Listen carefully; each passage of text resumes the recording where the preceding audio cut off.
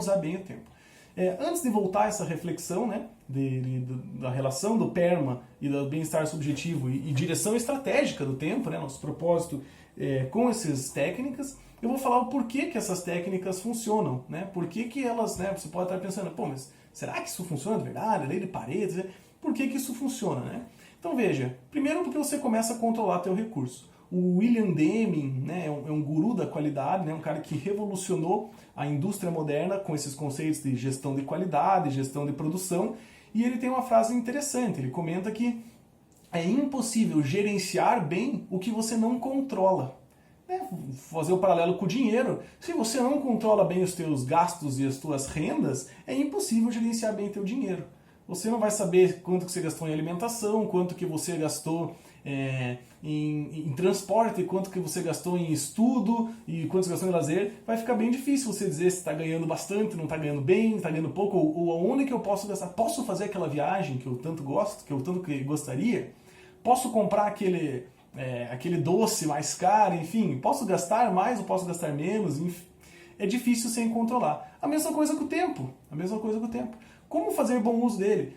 Se eu posso me dedicar mais a algum hobby que eu gostaria de ter, não sei quantas horas você tem para esse hobby na semana. Né? Essa é uma pergunta que, se você não fizer esse controle, né, principalmente do planejamento semanal, fica difícil. Então, nesse caso do doutorado, minha vida estava bastante apertada, né, como você pode ter notado aqui, né, voltar um slide aqui, o tempo inteiro fazendo alguma coisa na semana. Eu realmente tinha, né, ainda assim, né, tinha pouco tempo livre e ainda assim conseguia me dedicar a meus hobbies e não deixei de fazer exercícios físicos. Né?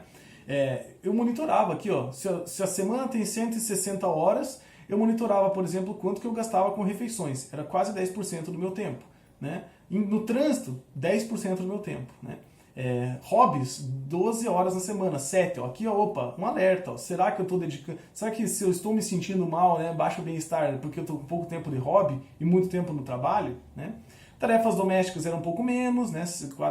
Provavelmente a casa não estava bem organizada, mas era o que dava para fazer, né?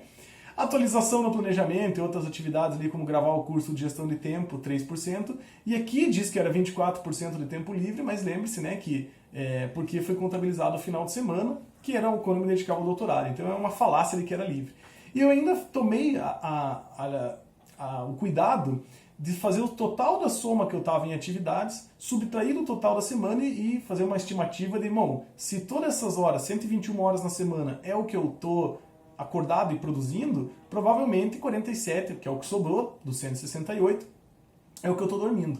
Então eu tenho dormido em média 6,71 horas por dia. Então você pode estar querendo liberar tempo porque você quer dormir mais, porque o sono é importante, por vários motivos aí. Então note aí que, né, não estou sugerindo que você faça esse controle talvez tão minucioso como eu fiz naquela época. Hoje eu também não faço mais dessa forma, estou com um pouco mais de tempo livre. Porém, é a única forma de perceber, opa, eu estou gastando muito tempo no trânsito. Será que não existe um outro caminho interessante para eu fazer para o meu trabalho? Será que eu não consigo conversar com meus chefes para trabalhar em esquema de home office, gastar menos tempo? Ou até trocar de lugar de trabalho, né? Bom, por que não, né? Para um lugar mais perto de casa. Refeições, 10%. Poxa, estou demorando muito para preparar o almoço, não estou conseguindo fazer exercícios físicos, né? Ou não estou conseguindo praticar o meu violino lá, porque, enfim, estou levando muito tempo para preparar o almoço. Será que eu não estudo a possibilidade de comprar comida pronta, congelada, ou pagar alguém para cozinhar para mim e me dedicar mais aos meus hobbies? Veja, todas essas decisões que eu estou falando são decisões de tomada de decisão para bom uso do tempo. Por que bom uso? Porque lembre-se que você, em tese, definiu tua missão, visão e valores, né? Será que esse uso do tempo, essa configuração como está a tua semana, depois que você faz esse monitoramento, está alinhado com aquilo que você queria? Será que isso está te trazendo um bem-estar subjetivo e uma qualidade de vida maior? Né? E se não está, como que você pode mudar? Aqui, ó, quando você coloca na ponta do lápis para onde que estão indo as tuas horas semanais, é aí que a gestão de tempo começa a se mostrar eficiente para aumento das dimensões do PERMA. Eu começo a ver, eu estou jogando muito tempo fora no trânsito. O que eu posso fazer para mudar isso? Esse é o primeiro alerta, que a primeira coisa que a gente tem que fazer é monitorar o uso do tempo, é um recurso. Se eu estou gastando ele de uma forma inadequada, claro, ele só é inadequado porque está em desacordo com os teus objetivos, eu tenho que descobrir como gastá-lo da melhor forma. Mas monitorar recursos é uma forma bonita aí, né? A primeira coisa que você pode fazer para gerenciar melhor teu tempo. Então eu falei do William Deming, né, um guru, ele fala que não tem como gerenciar o que a gente não controla. Então controle o teu uso do tempo. Comece a se habituar aí a anotar, né, nem que seja num papel, etc., quantas horas você se dedica a tais atividades por semana, né? Outro motivo do porquê que essas técnicas funcionam é devido aos estudos de cronobiologia, né? Que é essa área da biologia que estuda aí os ritmos naturais do corpo, né? Do corpo humano, né? As dinâmicas aí, né? Então nós temos aqui eu comentei da técnica do Pomodoro, aqui, né? Uma figura de otimização matemática pensando no lote ótimo, né? Na técnica do Pomodoro. No lote ótimo de utilização do tempo, ou seja, a quantidade ideal de trabalho que eu tenho que ter para obter o máximo de produtividade. Né? Isso aqui foi brilhantemente mostrado por esses pesquisadores, o Erickson, o Kramp e o Tesh Homer, no estudo de 93, que já foi muitas vezes replicado, que é o papel da prática deliberada na aquisição do desempenho especialista.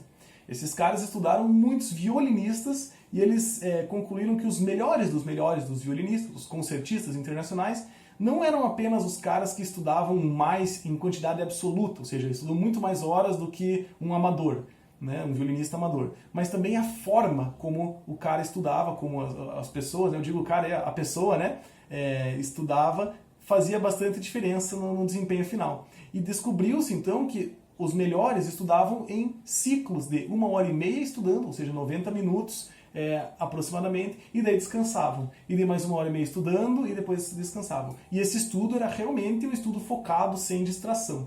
Então, muito parecido com o que a técnica Pomodoro coloca. Então, os melhores estudam por lotes de tempo. Lotes, né? Ou seja, quantidade de tempo trabalhado para obter o máximo de produtividade. Por isso eu coloquei aqui, ó, você tem que achar o teu lote mínimo. O mínimo de tempo para ter o máximo de produtividade. Né? A técnica Pomodoro começa com 25 minutos, 5, mas você pode ir mudando. No meu caso, eu descobri que o meu lote ótimo é 50 minutos trabalhando focado e 10 descansando. 50, 10, 50, 10. Né? Outra questão da cronobiologia é que normalmente o ser humano tem aí, né, uma espécie de gangorra de energia. Muitas vezes quando está com estresse mental, passou um dia estressante no trabalho, brigou aí com o pessoal da família, enfim, está com a cabeça lá meio cheia, né, cabeça pesada, a melhor forma de você baixar o teu nível de estresse mental é causando estresse físico em você mesmo. E estresse físico não no modo ruim, né? Fazer prática de atividade física. Então, a hora que você vai correr, vai fazer alguma coisa, né? Uma musculação, enfim, yoga, alguma coisa do teu interesse, né? Além dos benefícios da atividade física, provavelmente vai levantar essa gangorra aqui e vai te dar relaxamento mental. Então, para você se manter produtivo, por isso que a técnica do Pomodoro fala para você fazer lá ciclos de utilização de trabalho focado e daí algum relaxamento e um relaxamento maior. Então, a partir do momento que você está se estressando fisicamente, né, além no sentido bom, né, fazer boas atividades físicas, aí, você está relaxando mentalmente. E muitas vezes, quando você está se estressando mentalmente, por exemplo, trabalhando, se você trabalha em escritório, você vai ficar várias horas sentadas, então você está tendo um relaxamento físico, né, você está descansando o teu físico, como eu estou agora, eu estou lá me esforçando fisicamente, né, para gravar esse vídeo. Então tem que manter essa gangorra trabalhando, né? E isso aí é importante não só para os benefícios da atividade física, né? Estão comprovados aí, né?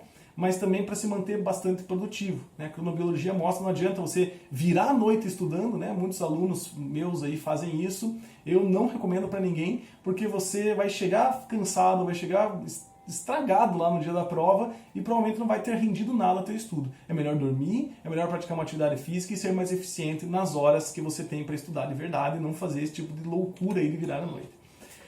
Outro motivo do porquê funciona são os tais setup mentais. Setup é aquela coisa na engenharia de produção que é trocar alguma coisa numa máquina, né, uma tinta, alguma ferramenta, para começar a produzir produtos diferentes, né? Mas eu estou falando aqui do tempo de distração, né? Do tempo de distração. Por exemplo, você está vendo esse vídeo, fingindo que está vendo o vídeo com o WhatsApp web aberto. Você vai, vou estudar para o meu curso de pós-graduação online. E você deixa a aula do professor rodando, e daí você deixa o Facebook aberto na outra aba. Aí dá 2 minutos que você está ouvindo o professor falar, você vai para o Facebook. Aí você se distrai no Instagram no celular. Aí você se distrai com um colega de trabalho. Enfim, todo esse tempo que você levou, né, para mudar a tua atenção da tarefa principal do teu trabalho, da tua atividade, e daí voltar a tua atenção para outra tarefa e depois retornar à tarefa principal, vai causando um atraso, né? Esses setups, né, de atenção, de mudança de foco, vão causando um atraso que é considerável. No livro do John Medina, Aumente o Poder do Seu Cérebro, super recomendo a leitura também, ele comenta que pessoas que trabalham sem se distrair fazem essas suas atividades, né, levam 50% menos tempo para realizar uma tarefa do que aquelas que trabalham se distraindo. E mais, tem 50% menos chance de cometer erros. Note aí, né, que, 50% menos tempo para realizar uma tarefa, né, vou estudar para uma prova, eu levava 4 horas, agora leva em torno de 2, é muita coisa. E como que a gente consegue isso? Sem se distrair. Sei que hoje em dia é muito difícil, né, por causa do celular aí, a gente muitas vezes trabalha na frente do computador, é muito fácil se distrair, e é tentador, né, esses aplicativos foram feitos para a gente se distrair, são pensados para que isso aconteça, mas tente ao máximo eliminar isso, né, porque você pode realmente aumentar a tua produtividade significativamente. E veja, a técnica do Pomodoro, da lei de Parkinson, da lei de Pareto, estão aí para mostrar que, né, essas técnicas estão embasadas nesse princípio, né, de que você eliminar as distrações, limitar os esforços e limitar a quantidade de tempo dedicado às tarefas. Se você realmente trabalhar sem se distrair, você pode ter incríveis ganhos aí, né, de produtividade. Sendo mais produtivo, você trabalha com foco, você se diverte com foco. Aquela história, né, que nossas avós já sabiam e recomendavam pra gente, né, só vai brincar depois de fazer a lição de casa. Elas estavam muito mais do que corretas, né? Porque nos dias de hoje a gente acaba trabalhando e se divertindo e se distraindo com coisas não relacionadas ao trabalho o tempo inteiro. E isso causa um atraso. E o que acontece? Você chega em casa, alguém te manda um e-mail, uma mensagem, e você, em vez de se relaxar com a tua família, aproveitar os tempos bons com a tua família, você volta a pensar no trabalho. Então, trabalhe com foco, seja eficiente durante as tuas horas de trabalho, naquelas horas, naqueles prazos agressivos que você se impôs da lei de Parkinson, use o Pomodoro ali, né, para realmente trabalhar sem se distrair, porque daí você vai ser mais produtivo, vai terminar as suas tarefas, vai ser super eficiente, provavelmente vai se sentir bem com essas tarefas, vai ter aquele sentimento de realização, ou seja, vai trabalhar nas suas dimensões PERMA, e você vai poder se divertir com foco também. Né? Se você já fez tudo o que tinha que fazer, está tranquilo, que não tem mais compromissos, não tem mais atividades, opa, agora é hora de parar tudo e assistir aquele série do Netflix que fazia tempo que você estava querendo assistir, fazer aquele passeio com o seu cônjuge naquele restaurante que você gosta, ou mesmo, por que não, trabalhar nos teus hobbies. Né? Eu terminei tudo que eu tinha que fazer de compromisso, pô, agora eu vou lá estudar o meu piano, vou aprender a cozinhar, vou aprender inglês, enfim, qualquer hobby que você tenha. Então, essa é uma das coisas, né, que é dos motivos do porquê funcionam essas técnicas, e lembrando, sempre alinhado aí com o nosso missão, visão, valor, ou seja, nossa diretriz estratégica. Né? Antes da gente retomar o nosso raciocínio aqui da gestão de tempo, né, a nossa relação com o modelo PERMA, eu gostaria de mostrar aqui algumas estatísticas, né, da Nottingham Trent University, um estudo sobre a utilização de smartphones. Olha como realmente é muito fácil se distrair. Então, bem-vindo ao século XXI. Olha assim, ó, 4 jovens no auge da sua comunicação, né, no auge da interação social. As pessoas checam em média 85 vezes por dia seus smartphones e passam 1/3 do tempo que estão acordadas com esse aparelho na mão. Então, realmente é muito fácil se distrair. Eu vou ali para frente dar algumas dicas de como que você pode evitar essa distração, né?